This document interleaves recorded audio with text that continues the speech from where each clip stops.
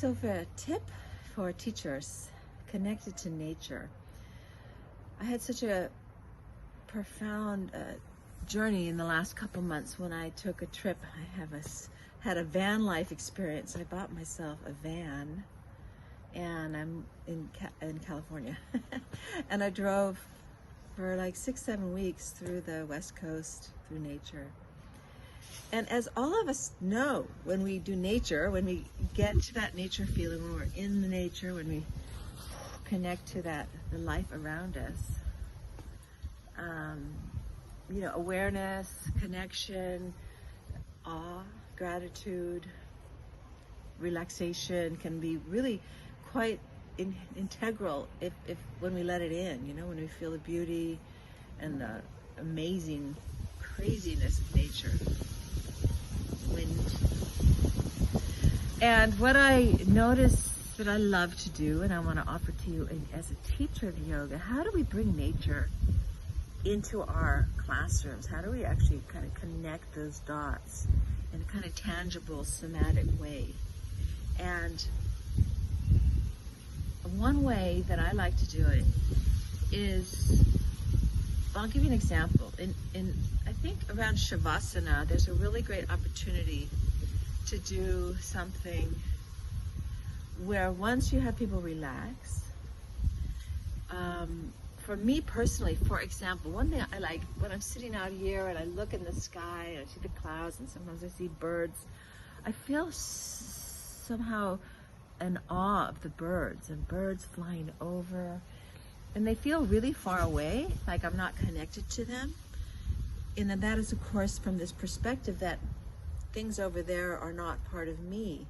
But when we turn that around and we recognize ourselves as part of nature and nature as part of us, we remember, which is what yoga is trying to help us do. Remember, we're not separate.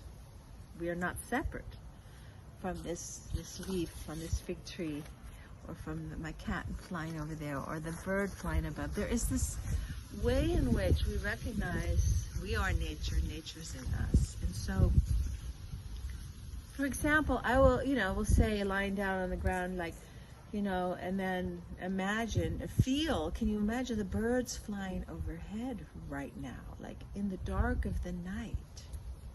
And then you let people imagine. Some people imagine, or can you imagine they just flap their wings and that breeze has just touched your face, or feel the night sky above us tonight, or the rain, and give people the space to feel into it, because they're really open, relaxed, to feel into some part of nature.